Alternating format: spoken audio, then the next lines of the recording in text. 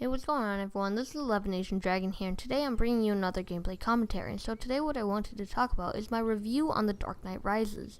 And so, first of all, I would definitely recommend seeing this movie, regardless or not, whether you liked the last Batman movie, The Dark Knight, or in general. It was an awesome movie, and I would definitely recommend it. So today, I'm going to go over what I liked about the movie and what some of the flaws of the movie are.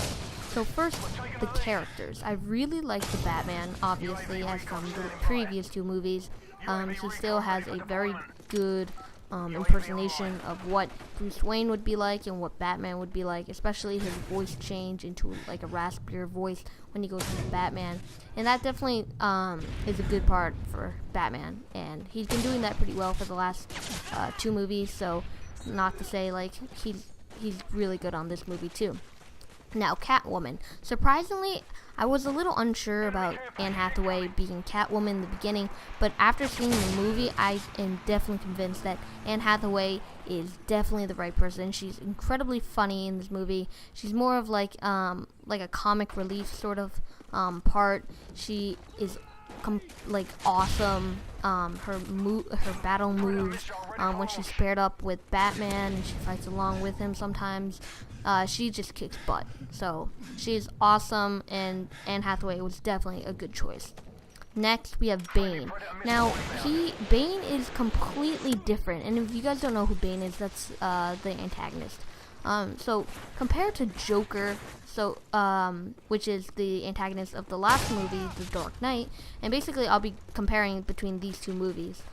So Bane is more of a ruthless, brutal, head-on person who has a plan and just completely wants to destroy Gotham City. What Joker is more of a like a playful, almost like maniac who just wants to terrorize the people and bring them down to their knees, while Bane just wants to completely obliterate Gotham City. So they're two very different characters and very different antagonists with different motives. So that definitely changes up the movies, but I would say in overall acting, I guess, definitely Bane was a good choice. He's a really good actor, though at sometimes the words that he said were really muffled by his mask. So I think that was one of the downfalls of the movie. But otherwise, he was a really good character, a really good antagonist, who portrayed exactly what I would believe as who I would think Bane would act like. So that's really good. Next, the plotline. Now, this plotline was incredibly complex. There were a lot of twists within it, and that really caught me off guard. And also, if I forgot to mention, this is a spoiler-free commentary, even though this is a little late. But yeah, so just stay with me.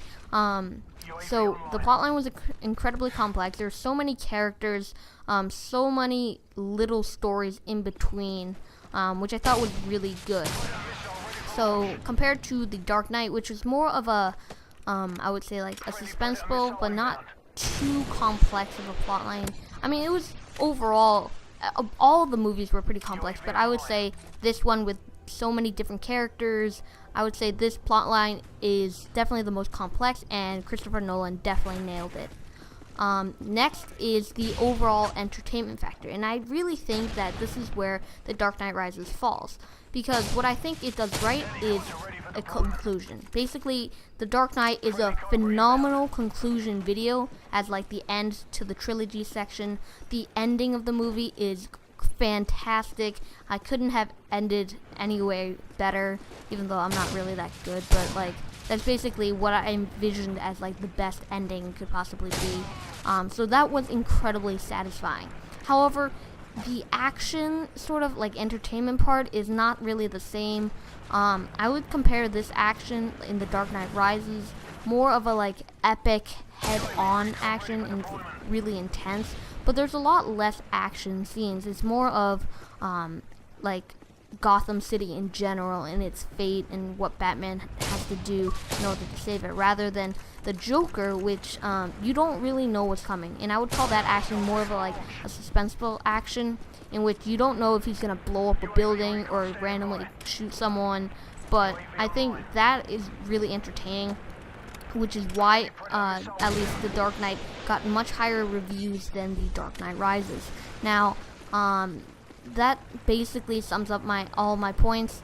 So overall, The Dark Knight Rises is a really, really great movie. You guys definitely have to go and watch it. What I would say is, don't be too disappointed if you don't come out saying like, oh, wow, that didn't have a lot of action, because it's not the same at all. It's a completely sort of different take on the Batman series. But I think you guys will be definitely satisfied as having this as the third movie in the ending of the Dark Knight trilogy. And so overall, this movie was fantastic. Definitely go watch it. If you guys like this video, please give it a like rating and subscribe if you haven't. Bye-bye.